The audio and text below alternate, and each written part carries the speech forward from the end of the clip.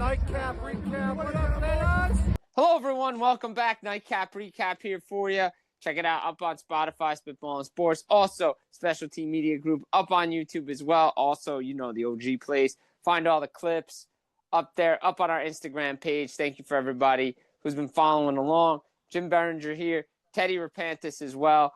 Closing in. Also, shout out to all our veterans north and south of the border. I know Veterans Day just passed, but we recorded the day after Veterans Day and Remembrance Day in Canada, so shout out to everybody there.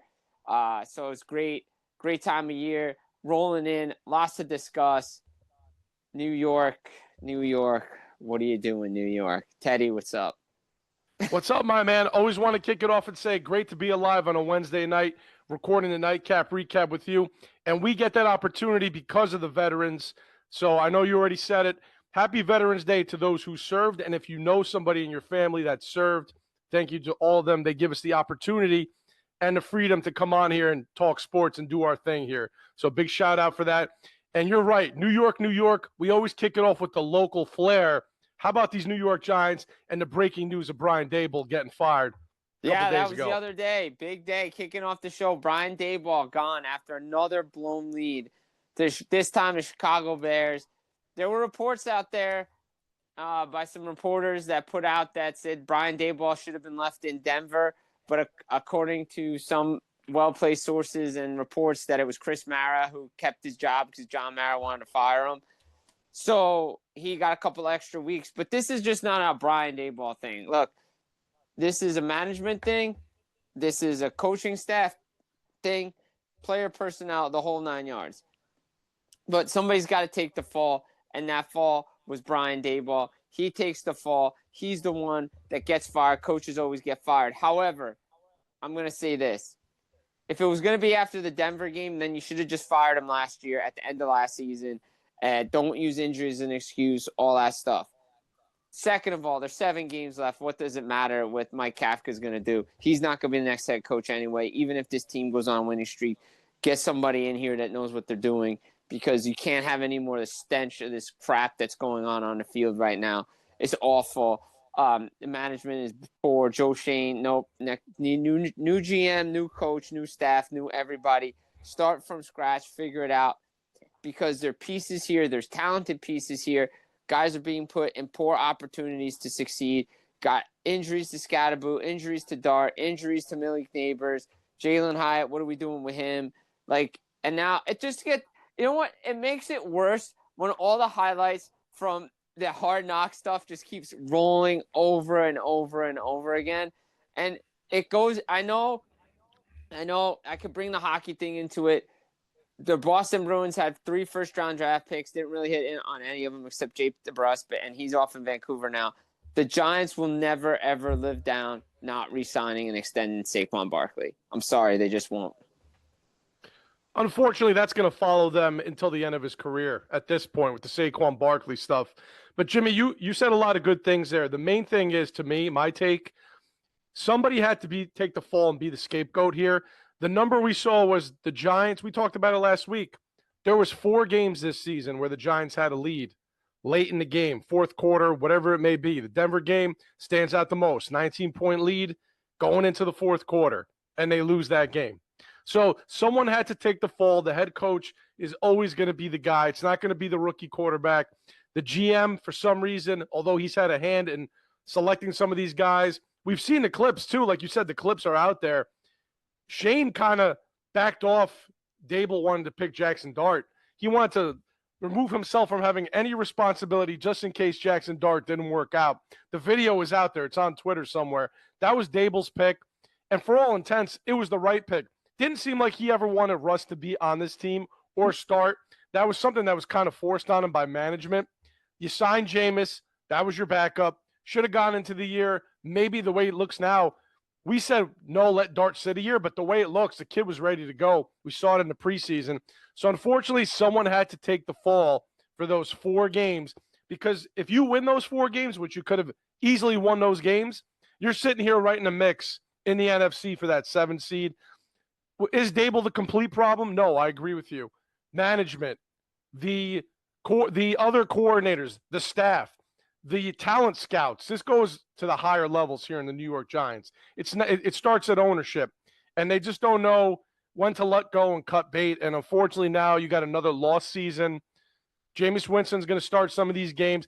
Like I said, I think Russ is the guy to play if you want to lose games. I think Jameis can actually win you some games, which is funny to say. But, hey, at this point, why bring Dart back? Shut him down for the year. Why further risk injury? You got something exciting next year, and you got a very attractive job from the outside looking into any coach coming in here. No, I agree with you 100%. I think it's the most attractive job in the National Football League if you're looking for a head coaching position and you want to, like, say, hey, I'm going to be working for the New York Giants. I'm going to be coaching Jackson Dart, Camp Scatterboo. I got all these. Like, I would be wanting that job if I was a head coach or coordinator, somebody with experience to say, I want this job because that's a job that I will want. And I agree. Like, we talked about it ad nauseum. When they signed Jameis, I was like, all right, this is great. You got a quarterback. All right. Here's Jameis. He's just going to do what he's going to do, feast or famine with Jameis. But, hey, you knew what you were going to get. I still never understood the Russ move. I get it. And I hear all the talk, oh, they didn't know they were going to get a quarterback. They knew they were getting a quarterback. They wanted to get a quarterback. They wanted to make up for what was going to what happened with the Daniel Jones mess when they drafted him too high.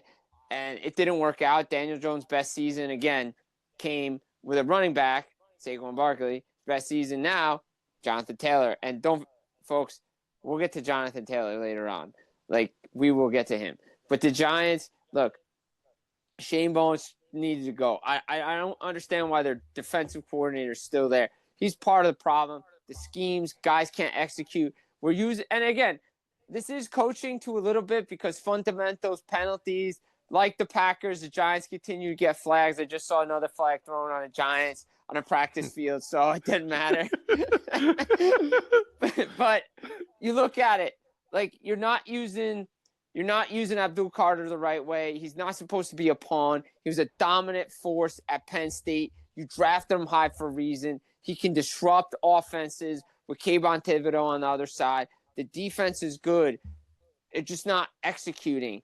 Dallas game, Denver game, Chicago game. Should have beat New Orleans. I don't know the other game they had a lead in this year. I'm blanking on it. You'll probably know it. But there were multiple chances to win games. And Russ had a 400-yard game against Dallas.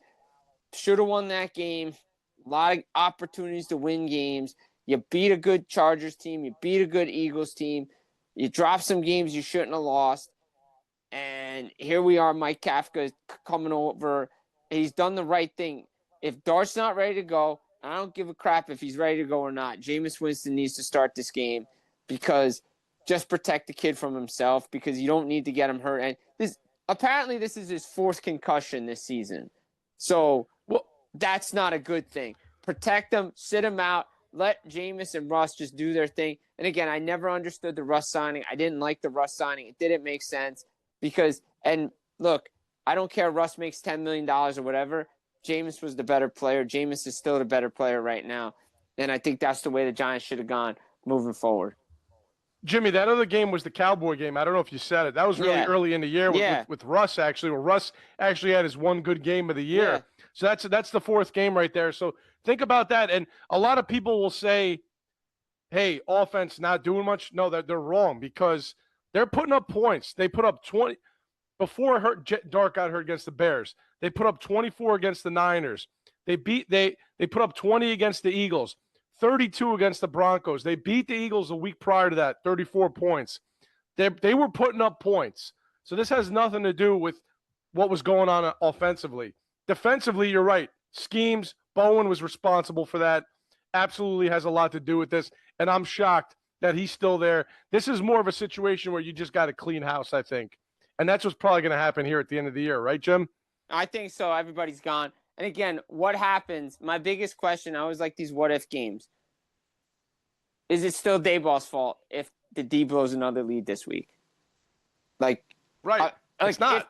If they blow another lead this week in the fourth quarter, is it the head coach's fault? And I think if Dart doesn't get hurt in this game against the Bears, the Giants probably win that game. 100% they win the game. And we'll say this: he was evaluated for 4 concussions. Part of the firing for Daboll, it was explained to the media or to everybody that Daboll either, as we saw when he went into the blue tent in that one game when he shouldn't have done that, clearly either was not caring about the concern or safety of his own player and just wanted to get him back out there because he knew the team winning was contingent on Jackson Dart being out there. You can't do that in today's NFL. I know we come from an era, let the guys play. We know too much about concussions and what CTE does nowadays. And a guy who's been evaluated 4 times clearly needs to be protected from his own self because Dart is not protecting himself.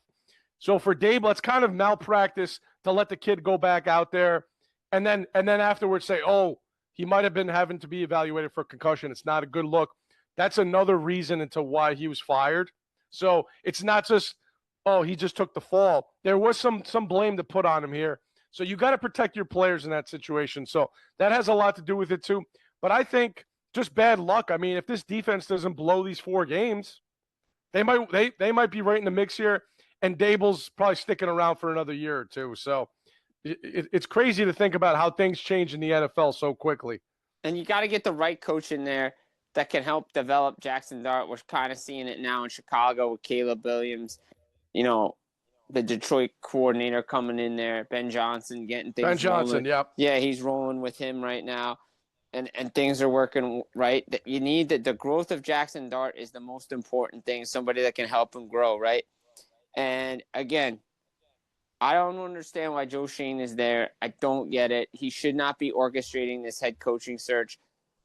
It should have been a full clean house by Mara and everybody. Again, karma for firing Tom Coughlin, I think. But there are a lot of names being thrown out there for the head coaching job. The New York Football Giants I've heard John Gruden's name. I've heard Bill Belichick's name, Marcus Friedman, Lane Kiffin, Mike McCarthy's names out there, Kevin Stefanski's name out there. I think we talked about Mike LaFleur's names out there. There are a lot of Clint Kubiak. All right, let's defunk some of these things. Bill Belichick is at UNC. He just signed a deal, and if Belichick was going to take this job and the Giants really wanted him to have here, this should have been done last summer. Should have been done in the summer. Belichick come in, do all that stuff. That's number 1. Number 2, Marcus Friedman just signed an extension with Notre Dame last December. It runs through the 27-28 season, and he's building a juggernaut in Notre Dame right now. And they're probably going to make the college football playoff when they win out. So that's already, Mark, shout out to you because I know you're a big Notre Dame guy.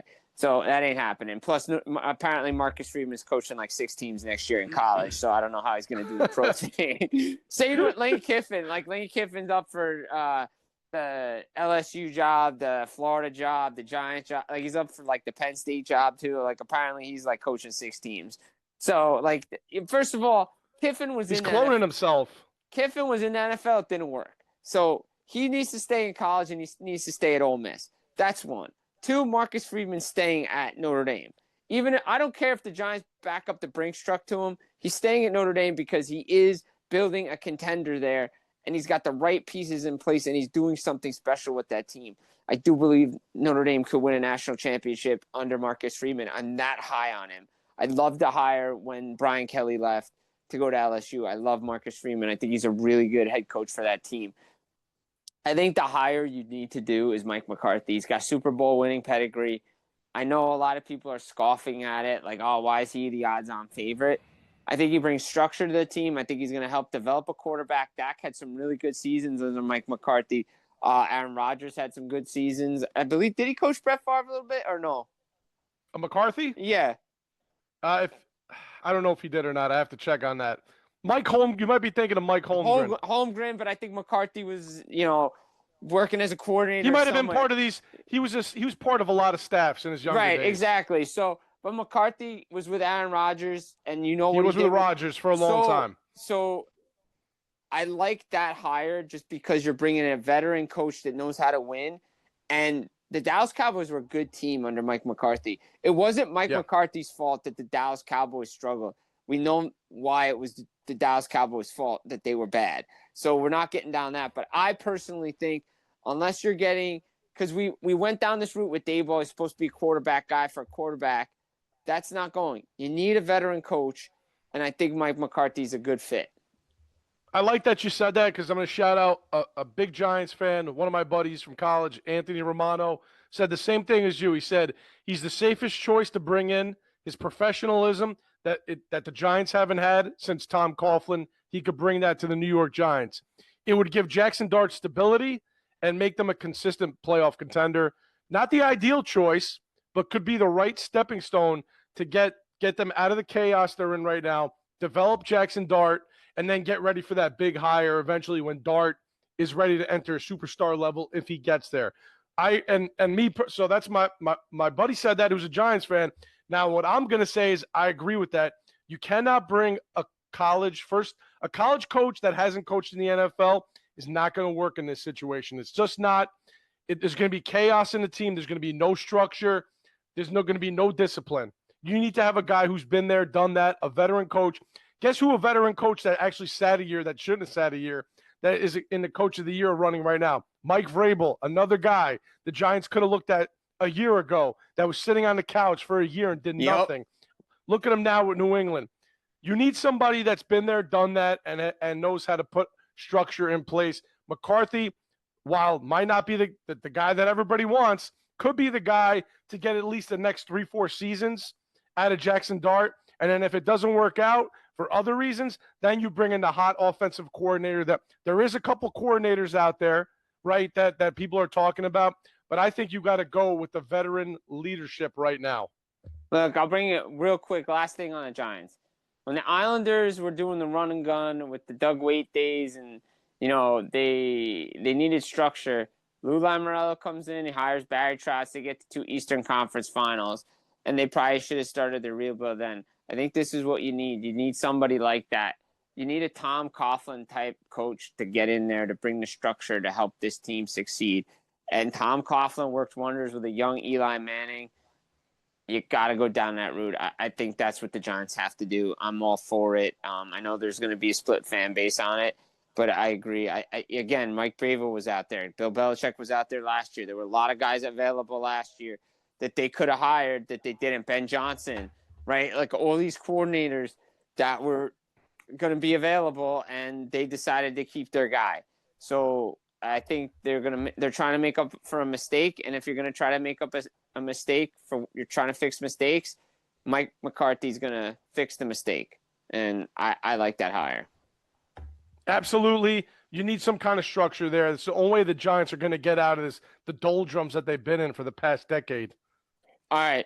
So let's quick takes on the Jets here because, look, they've won 2 in a row. They should be tanking. They shouldn't be winning games. But no team should go 0-17. That's just bad. I don't like that. When the Detroit Lions were going 0-16, it was funny because you're like, oh, Detroit's going to do it. But it's not really healthy for the league if teams go 0-16 or 0-17. I think Aaron Glenn's coming back next year. I know his act is wearing thin with the media, but you just hired a guy. Like, that doesn't help. The fact, first of all, he has no quarterback. So that's that's already behind the 8 ball. They don't have a quarterback. I think they should, and Russ Cohen and I have been talking about this, been on the show. We'll try to get him on again. Fernando Mendoza could be the Jets quarterback coming out of Indiana. That could be their guy. I think he would fit Aaron Glenn's system really well. It doesn't make sense for Glenn to get fired. There's no pieces here for this team to succeed. Everybody's hurt. They traded away like the biggest names, and they have no quarterback. And if the GM wants to fire the head coach, then the GM should put himself on the unemployment line too, because that makes no sense. He gave them no help to succeed this year. Right, and they're stripping down and doing it the right way, right? They traded. We talked about the trade last week. They got rid of a lot of their top talent. Breece Hall's still there, Garrett Wilson's still there, but they got 5 first-round picks for the next 2 years. So they have a decision to make on the quarterback on that front. So they're doing it the right way. I don't foresee that Aaron Glenn being a one-and-done coach because they are rebuilding the proper way. They're doing it the way it should have been done. Right. The only thing is he's got to get some thick skin being in the New York media. He's a former player. I think he knows this well, The media is going to play games. You can't play games back with them because they're going to write bad articles about you. And you're in New York, and people are just going to – the perception – Steve Young used to say it, perception, 9/10 of the law. Doesn't matter what the reality is. People are going to think what they want to think, and whatever they read is what they're going to think. So he's got – look at a guy like Dan Campbell. He doesn't play with the media. He tells it how it is. This guy's hurt. This is what's going on. None of these games, not turning around and saying, oh, talk to this writer because he's got all the answers. He knows it. I think that's got to change. If he can get some courses on media training for next season, things should be fine. That's my only nitpick with him right now. Other than that, I kind of like that they've won two games here and rallied the troops a little bit because I think he's got that swag that if the team is doing well, they're going to be riding high. Things can be good for them. They just got to be patient with the rebuild. That's it. Yeah, I agree with that. They just got to be patient with it because there's no quarterback there, right? Like they just don't have a quarterback, and that's part of the problem, right? You need a quarterback, and if you don't have a quarterback, you're going to struggle in this league, and we're seeing it right now. And New York just doesn't have a quarterback. Well, maybe they have something with, there's Tyrod Taylor starting, right? Yeah, I don't know who's starting because he won't tell us. Right, exactly. Aaron Glenn won't tell us who's starting on a week-to-week basis, and I don't think it matters who's starting. No, but they've won 2 in a row, so I guess that's real insight right there. So, look, again, the Jets, look, for a team, even we go back to Belichick real quick. Apparently from reports, the guy who hates the Jets put feelers out for the Jets, and the Jets didn't want him. So then I think that's just bad blood because he dissed them pretty good, but he didn't want the job. But to me, again, does it make sense for the Jets to keep winning? No, but I'm glad they got wins on the board. I'll say that. This might be the only 2 wins they get because they do have a tough schedule. They're playing the Patriots Thursday night, so they're not going to win that probably. So this might be the only 2 wins they get. So Jets fans have something that they can hang their hat on at least. But it's going to be a long rebuild. You're going to have to sit tight and believe that the new GM and Aaron Glenn are the answer for this team. Yeah, so and then we got to stay. I guess we could stay in the quote-unquote New York area. We'll just go way upstate, way up. We passed through this spot. We did. It's New York. It's technically New York. It's technically New York. We passed with the boys when we went to Toronto. We did. Buffalo. What is going on in Buffalo, man? I was out in the afternoon, so I caught the highlights later. I saw the final score in Miami. I'm like, wait a minute. I just saw the Bills team beat the Chiefs. This isn't college. We have a letdown the following week. I'm like, this team's supposed to be really good, and they got shellacked by the Miami Dolphins. The Dolphins suck. The Dolphins are a team that just got their GM fired. Mike McDaniel's on the hot seat, but they're keeping his job. But for some reason, the team turns around and still plays hard for him. So it's interesting to see what's going to happen there in Miami if they end up winning a couple games here at the back end of the schedule. Buffalo is really the concern for me. This is an indictment, I think, on Sean McDermott more than everything. I know Josh Allen, the offense didn't play great, but defensively, this is supposed to be a fierce top unit, and they're just getting beat up. They're allowing all that. Devon Achane, I believe, had 150 on the ground rushing. They gave him 200 yards rushing. There you go. About 200 yards rushing, correct. That is soft. And when you're going into December and January, that is not a good sign for the defense. And if you want to be a team that surpasses New England and gets back in this division, you're 2 games back now, essentially 3 because you lost to them. You got to win the rematch. It's not a good sign. I just don't get it. It seems like they're the type of team that gets high on a victory and then they're going to play down to their competition the following week. They lost to Atlanta, a team that's not that good this year, and now they lost to Miami in a shocker. And Josh Allen throwing an interception in the end zone, uncharacteristic, multiple turnovers, just was not a good look. I think this is on Sean McDermott because if you can't get the most in a year where we said parity is ruling, KC might be down. Baltimore's going to have to come back and make this run because of being 1-5. If you can't come out to at least a conference title appearance, McDermott's gone. Because how many more times are we going to get back here to this position and you're going to lose, and you're going to waste all this talent and waste Josh Allen's prime years. I just don't get it. Buffalo's got to get their act together, or they're going to be in big trouble in a conference that Indy, New England, and Denver are making some noise now. Well, we said it. When we did potential hot seats, I had put Sean McDermott on my hot seat, like as a candidate at the beginning of the year. I forgot that you did that. And I know it was shock to your face, but I was like, well, how many times can we circle the wagons in Buffalo and come up short when this is the year you're supposed to do it? They brought on all these defensive weapons. They held the Chiefs the previous week, held Patrick Mahomes at 50% passer rating. Like, when is the last time he was that? Like, never. It was his worst career pass percentage. Right, like 50% completed percentage of passing. The defense looked great. They looked dominant. They looked really strong. It's like, okay, that's a playoff defense right there. And then you follow it up with that? Like, you can't do that. Not in this division, not when New England's back. Like, I hate to say it, everybody. New England's back. Like, Mike Vrabel is going to be coach of the year. Like we're going to – I'm pretty much giving him the trophy now. It's either him or Steichen right now, right? Yeah, it's exactly. one of those two. Even though probably Shanahan deserves it, to be honest. Yeah. Like, I'm not trying to be a homer for you, but I appreciate that. If you tuned in I know this is our podcast. Tune into the Go for Two that I recorded last week. Always shouting out the Nightcap recap. We had about a 15-minute argument. I had to defend myself on Kyle Shanahan being the coach of the half year. Thank you, Jimmy, for saying that. We're going to clip this too, and I'm going to send it to the guys and tell them. Yeah, because let's be honest, what has he done with the injuries? Like, look at it. I mean, all the injuries, the games that they've won with all the injuries, the way Mac Jones has performed for the 49ers, like, I think he's got to be in at least the mix for it, to me, in my opinion. He's in the mix. Like, I'm not going to say he's going to win it. I think if the Niners maybe had a little bit of a better record, he might be winning it. But I think he has to be in the mix just because of what he's done with the little talent that he has on the field right now and everything. But back to Buffalo, I mean, like, you can't be losing that game to Miami. I'm sorry, you just can't do it.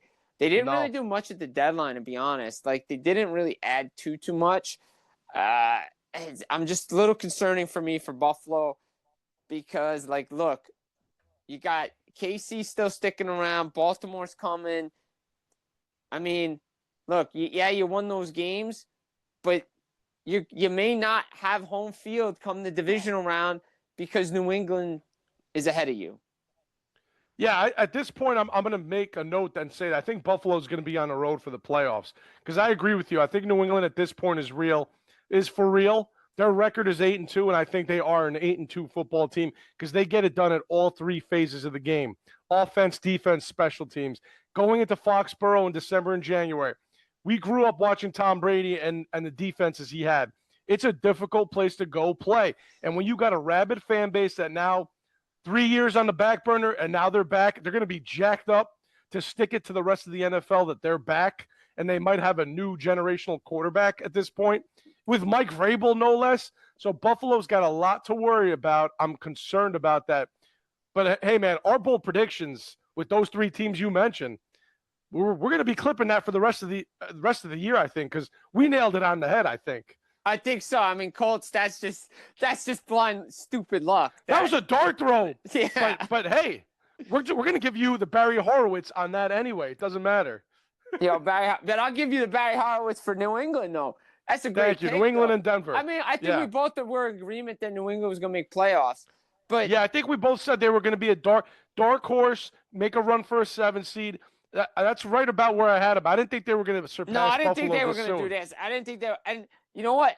It reminds me of what Drake May's doing. I'm not putting him in the same level GOAT conversation with Tom Brady. But I just remember Brady's first years in New England, no-name receivers. Like, he made guys made those guys famous. Drake May's doing the same thing with that receiving core because I have no idea who any of these guys are.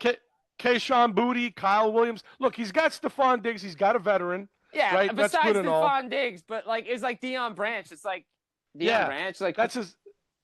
Like Deion Branch won Super Bowl MVP. Everybody forgets that. By the way, we'll say, look, Stephon Diggs was an all pro for a couple of years with Allen, so he's got that. But the rest of the talent on that team is Drake May's making these guys. Yeah, and obviously The running back game has just been I mean, that's Travion Henderson has just been a beast for this. We were on him. Finally. I mean, we talked him up before the season. I was hyping him because I loved him out of Ohio State, but he has turned the Jets on. Man, this kid is unbelievable for this team. Yeah, and I agree. I'm glad finally Vrabel and the staff were like, all right, we're going to turn the keys over. Stevenson has been hurt. And I wonder if Ramondre Stevenson didn't get hurt when he had this opportunity, because it took about 9 to 10 weeks for this kid Henderson to see a full workload of running back duties, and he's taking advantage, right? I mean, he's killing it. So that's another element that they've added to this offense, along with the pass game that is already there. And the defense is really good too. Yeah. All three levels, man. They're getting it done on all three levels of the game right now. And I think we're going to see more tomorrow night against the Jets. Yeah, I don't think the Jets stand a chance tomorrow night. I'm going to be honest. Yeah. They have no shot. Stick a fork in them. The game's over right now. But as far as Indianapolis and Denver goes, you had Denver up there winning the division. I was more higher on the Chargers, but they've kind of taken a step back because of the injuries. They're right there, though. They're only a game back. Yeah, they're only a game back, so they're right there. But Indy, man, let's talk about it. I put the clip out on Sunday when I was at an event for my dad at Marine Corps League and stuff. Jonathan Taylor's won MVP. Just put his name on it right now. I don't care. He's winning the award. Saquon Barkley should have won it last year. Jonathan Taylor's winning it this year. That performance overseas locked it up. 3 touchdown performance, 244 yards, game-winning touchdown overtime. The Colts had no business winning that game against who did they play? Atlanta. Against the Falcons. No business winning that game because they played like crap. Jonathan Taylor put the team on his back and won that game single-handedly. Agreed, and I think this is the third time this season that he's had a 3-touchdown game, which is unheard of. And I agree. I think you've changed my tune now, because I always say, look, it's quarterback award. Unfortunately, after that performance, and the way that some of these quarterbacks have taken a step back, like we said, okay, Josh took a step back, Mahomes took a step back. Drake May's in the conversation. Danny Jones was in the conversation. Baker Mayfield. I think Matthew Stafford's the one guy that we could say, okay, he's been very consistent. But how do you not give it to Jonathan Taylor for putting the Colts on the map at 8-2? And Danny Jones, look, playing great again, thanks to the play of Jonathan Taylor. He's definitely got to be the odds-on favorite for the MVP if the Colts continue this for the rest of the season. I agree with you, Jim. 100% he should be. I mean, in Denver, we can't forget about them, what they're doing, that defense, Bo Nix. We don't want to forget them. And that's the thing, right? They're playing really well right now. I think that Giant game woke something up in them, and they've just taken off. Well, look, we'll credit the defense right now. These last couple of weeks, I think Bo Nix and the offense still have to figure some things out. J.K. Dobbins got hurt. R.J. Harvey, speaking of rookies, going to be a guy that's going to get an opportunity, who's turned it on the last couple of weeks. If it wasn't for this defense, I'd be concerned, because offensively, Bo Nix sometimes is a slow starter, and it takes a while for him to get going. I think they'll be okay just because of that defense, but I want to see more offensively from Denver. I don't have them on a level of what the Colts and the Pats are doing offensively yet. So if we had to rank them, I think I'm taking the Pats at 1, Colts at 2, and Broncos at 3. What about you, Jimmy? Yeah, I'd probably go Pats at 1. I think I'm going Colts 2 and Broncos 3 as well. I'm just, again, I think New England, is a little bit better than and more well-rounded than the other two teams right now. Like you said, all 3 phases was what win you football games, as Tom Coughlin likes to say. You win even if you win 2 of those phases, or actually there's more than that. There's probably 4 phases because special teams as well.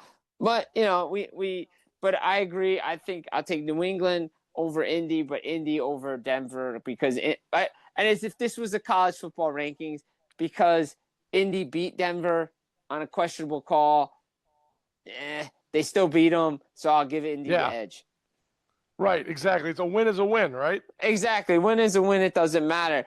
So we've taken care of those teams. AFC North, we should talk about it. Ravens right behind Steelers. I think Lamar's looking good. They're back to being their good team. Joe Burrow's coming back finally.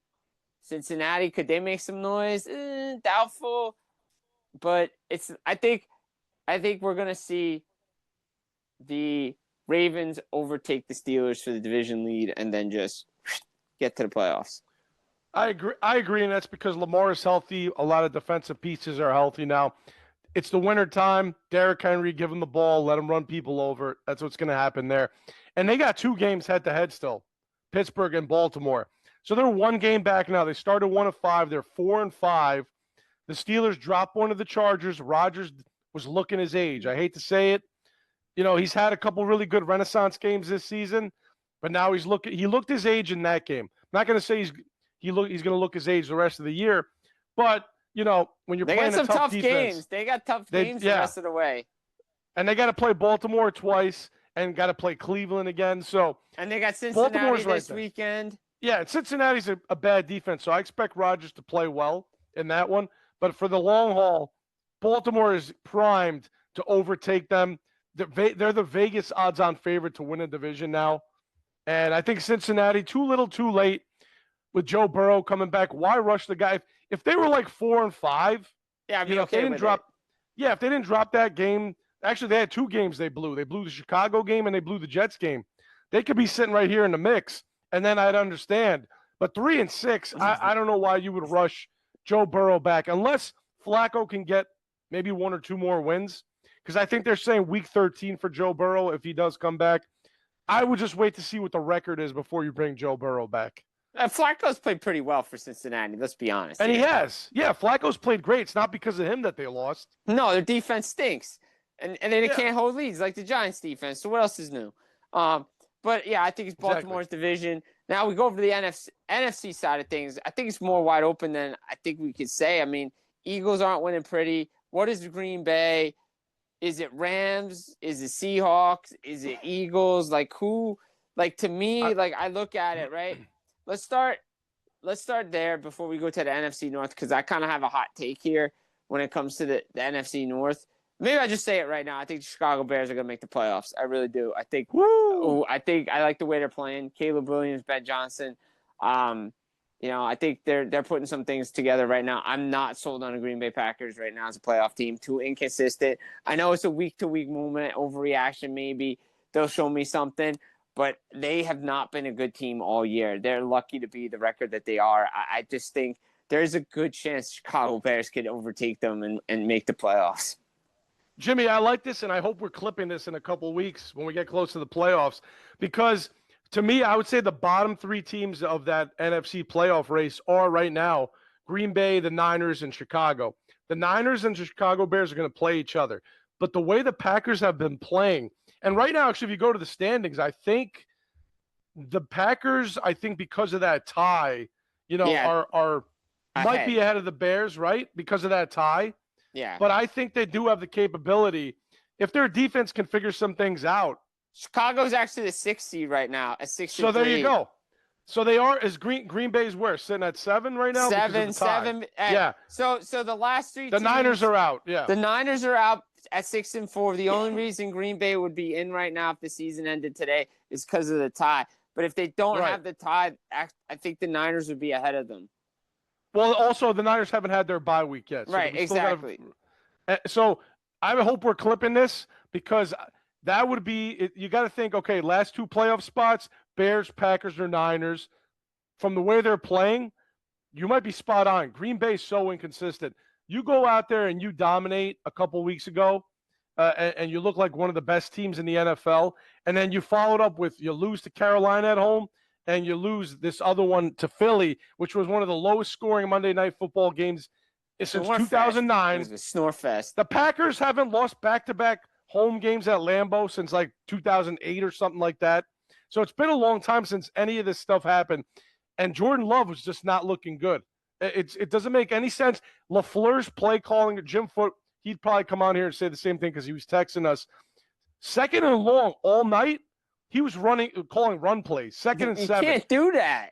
He was not letting Jordan Love air the ball out. You're not going to win games playing safe like that. It makes absolutely 0 sense. So LaFleur's another guy that might have the hot seat as well. Well, I was going to say this. If the Green Bay Packers don't make the playoffs, I think Matt LaFleur might lose his job. Yeah, Oh, you got absolutely from the way you started 2-0, talking undefeated. Yeah, you The can't be the doing Micah that. the Micah Parsons trade. Everyone on the bandwagon of the Packers saying they're going to overtake the Lions. If you don't even make the playoffs, that's grounds for firing, I think. Well, and look, don't forget, poor decision making. It's the Browns game when we're coming home. We're listening to it. Like Jordan Love can't make that pick at that end of that game. Like that's just a poor throw. Played poor against Steelers. Played poor in this one. Like I'm not poor against the Steelers. Poor against Carolina. Poor in this game against Philadelphia. And I know Philadelphia is a better team, but it's just bad. It's just bad football. I like the way Caleb's playing. They're running the football. Green Bay's not running the football. And this is what we said about Arch in Texas and these other teams too. Can't establish the run. Quarterback, you rely on the quarterback all the time. It's going to be a lot of mistakes, and teams know what's coming. I understand you want to establish the run in Green Bay, but at 2nd and 7, you got to air the ball out and let Jordan Love. You got a weapon. You finally have a wide receiver there again, and you're not utilizing him. It's the same Christian Watson. Yeah. Christian Watson's there. Romeo Doubs in New York. Same crap. And on the last play of the game, 4th and 2, they decide to run a shotgun run up the middle. The Eagles defenders, if you watch the clip, called the play and knew where it was going, and they stuffed it in the backfield. Like at that point, 4th and 2, game on the line, you got to throw the ball there. So I love this take. Or if you're going to run the ball, don't run it out of the shotgun.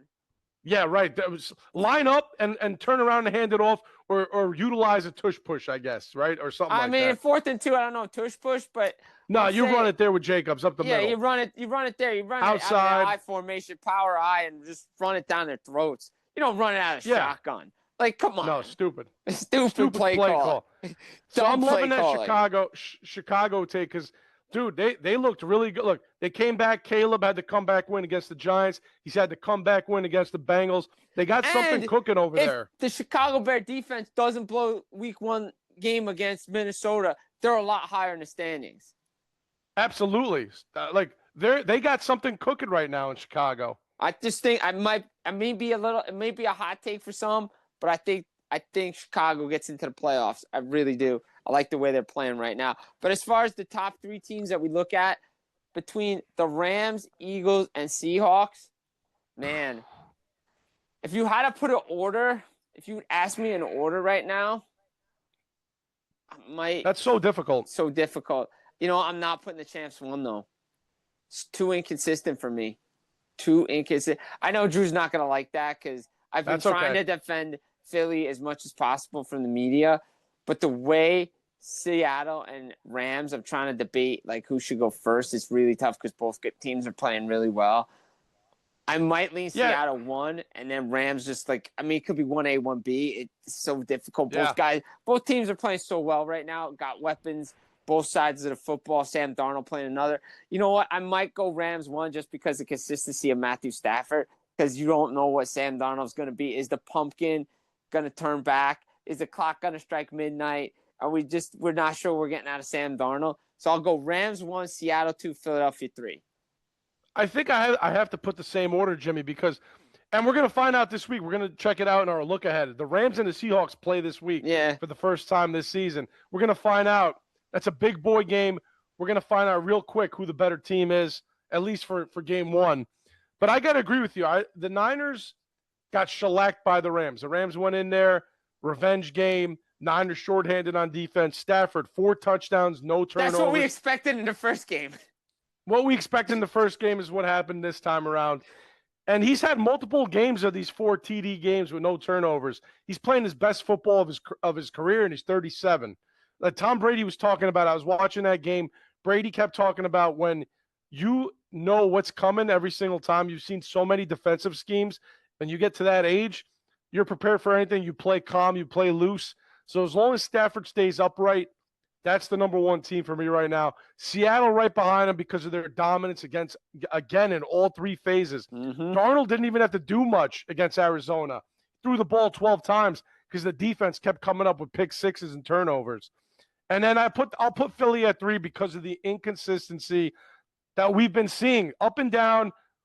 Barely beat the Packers. Couldn't get the offense going until late in the third. Yep. They're not getting A.J. Brown involved. Now he's talking about, hey, if you have me for fantasy football, drop me.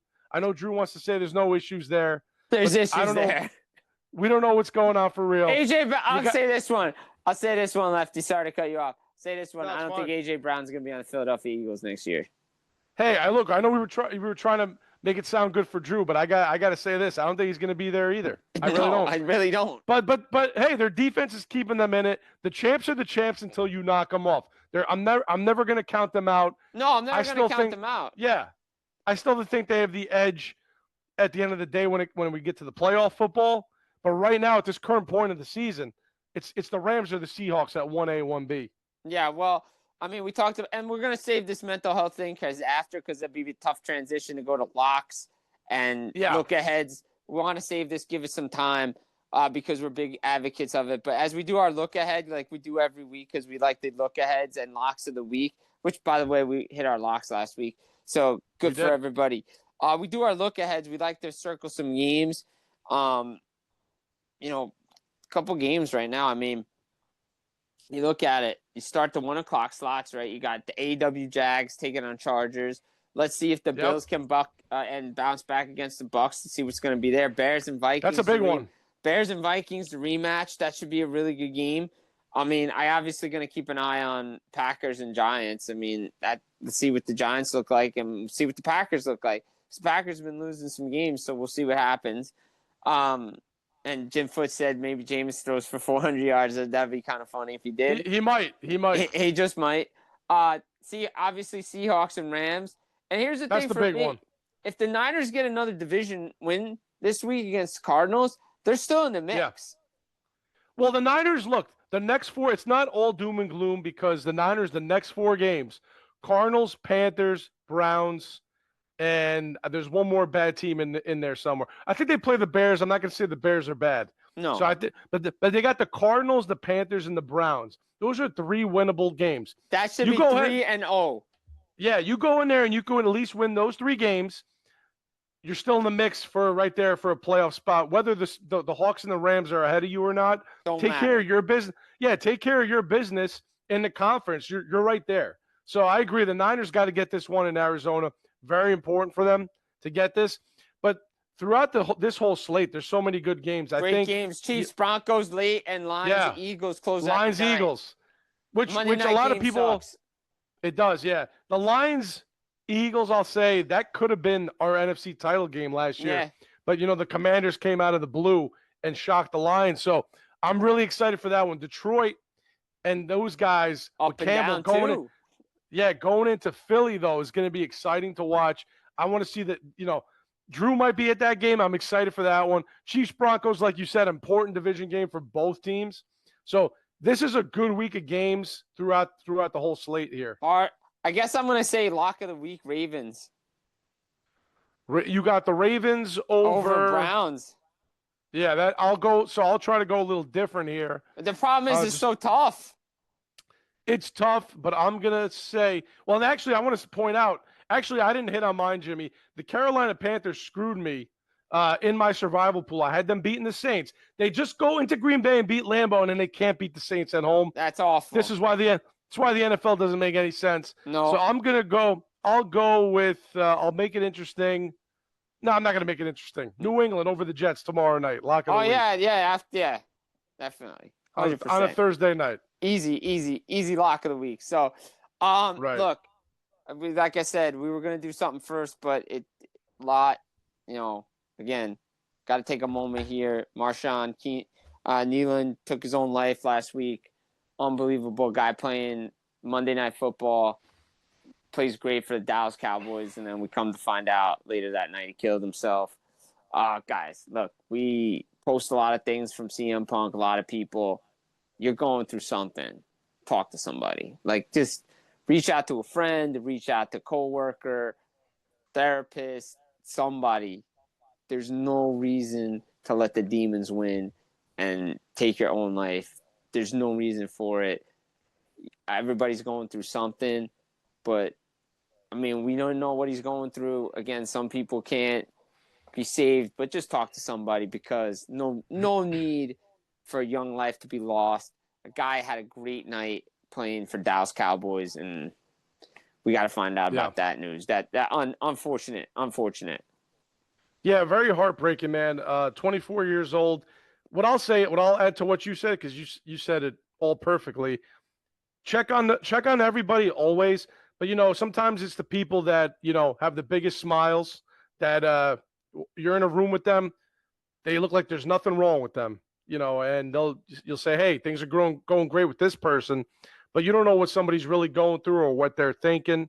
So even if it's the people that seem the happiest or seem like everything's okay or nothing's bothering them, you should check on those people too, because those people might be carrying a heavy weight that they don't share with other people. So it's important to check on everybody, whether you think they're in a good place mentally or not, because you never know what's going on. And a young life like that, like you said, 24, just got drafted to the NFL 2 years ago, had his whole life ahead of him, had a baby on the way, or he had a baby.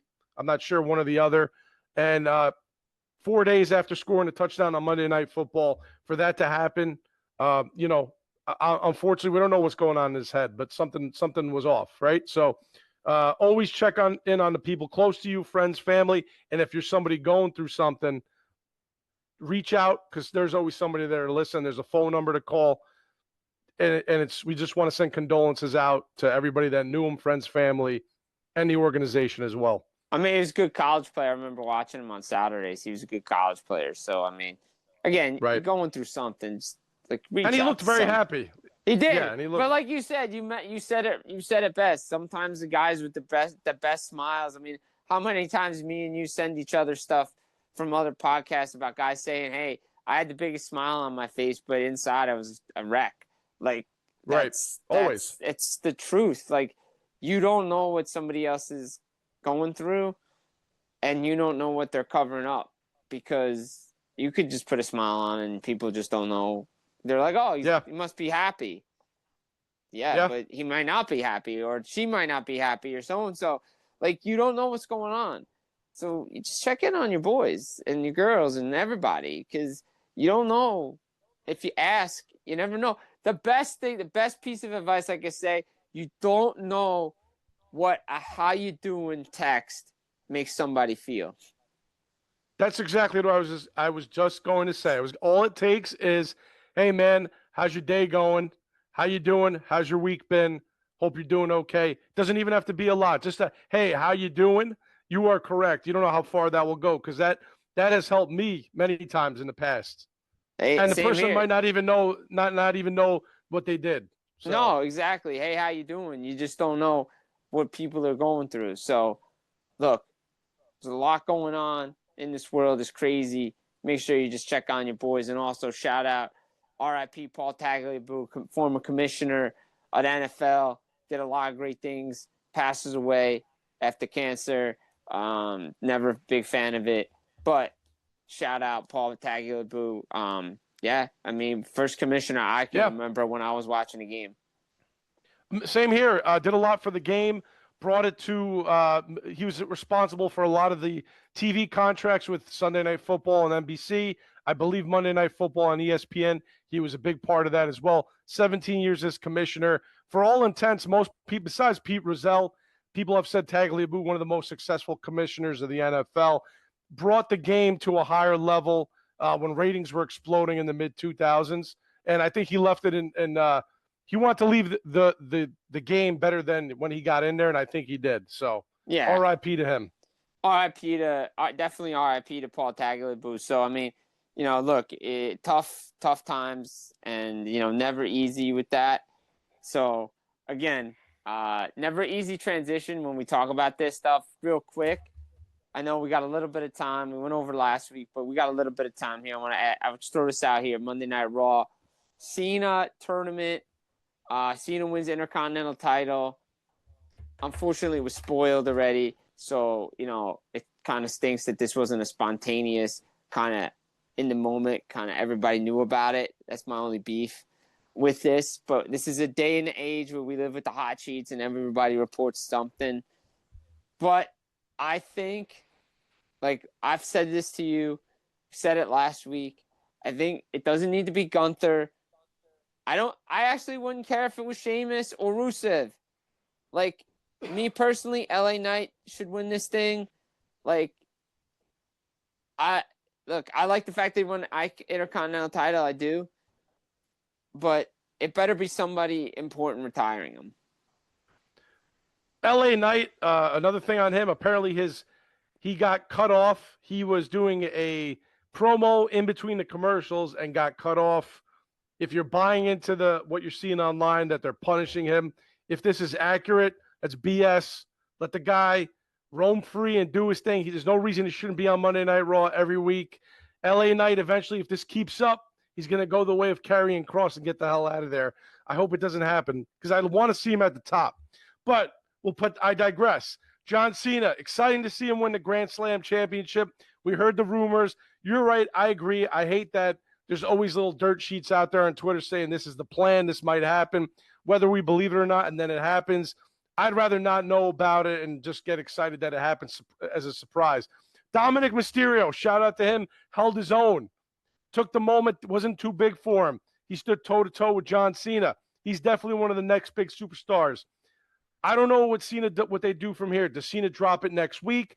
Is he in the War Games match? We're hearing rumors. Is he going to go to his last match and drop it to a young talent? I like that he said the plan for that Saturday night's main event in December now is NXT versus WWE. That was his call. He wants that. What they're trying to do here is, we talked about it. A lot of the top talent is in their late 30s and early 40s right now. In the next 5 years, a lot of these guys are going to be gone. They need to move up some young talent. So if this is the start of where you're going to have young talent taking the next step, and John Cena is the ultimate precursor to that, and he's going to put somebody over, I like it. I just want a good story and a meaningful last match. I don't want it to be a hot shot. Gunther, okay, he's back. He's in this tournament. Love the guy. Don't think he needs it. Wouldn't move me as a fan emotionally. Emotionally, I need something. It's not like when Kevin Owens came up and beat him right away. Right. It's not like that. I'd love for something like that to happen. We got 2 mystery opponents in this tournament. We're going to find out one Friday and another one at the Garden on Monday, which I might be financially irresponsible come Monday. I don't know yet. I might try to be in the building. But anyway, I kind of like that these last couple months, they're making up for the crap heel run that we had, right? They dropped the ball back in. Look, the moment we're going to talk about it, the way it happened, awesome. The follow-up for those next 4 months were trash. We got some great. Yeah, I'm glad he got to do another one with Orton. I'm glad he got to do another one with Punk. I'm glad that he had Match of the Year candidates with Cody, Logan, Styles. I love it. They're making up for what we missed out on with this heel run. I just want to see what they're going to do with this Intercontinental title. Does he retire with the title and then you vacate it tournament? If I know John Cena, he's going to want to go out on his back. I don't think he'd want to win the last match. I don't think it's up to him probably, right? Yeah, but Rock passed him the torch and Rock went on his back. Austin went on his back. Everybody, you got to go on your back. Yeah, you got to go on your back. I think. Look, is Sheamus won the IC title? No, he needs, and that's the thing. He needs the IC title for the Grand Slam. Could be full circle with him. Yeah, that would be. I would be okay with him beating John Cena. I would too, because then he could have. Hey, he wrestled Edge in his last WWE match, and then he wrestled John Cena as well. I'd be okay with that too. I think I'd be okay with it because Sheamus took a lot of losses to John Cena over the years. So that'd be one I would be okay with. If we're gonna go veteran, that would be a guy I would be okay with. And look, I like The Miz. I just don't know if he'd be the guy. No. I know Miz and him have the history. The Miz beat him at WrestleMania. Right. I know there's some history there. We don't need it. I don't want Jey Uso. No. And I think Sheamus would be the guy if we're not going to go with Elliot Knight or Gunther or somebody like that. It's cool that Javon Evans is in this thing, but Gunther's going to kick his ass. Yeah, but I'm glad Javon. At least they're doing something with Javon Evans. Yeah. Right. I mean, he's a great talent that's going to do some amazing things as well. So we'll see what happens. Look, guys, lots to digest. A lot of NFL, mostly New York. A lot of New York. Again, what do we do in New York? I don't know. Back in a New York groove, baby. Always back in a New York groove. Apparently, now the Rangers can score goals. But hey, that's another time for another episode. We'll dissect that at another time. But Nightcap recap here for you. Jim Berenger, Teddy Repentis. Guys, take care. We'll be back again next week.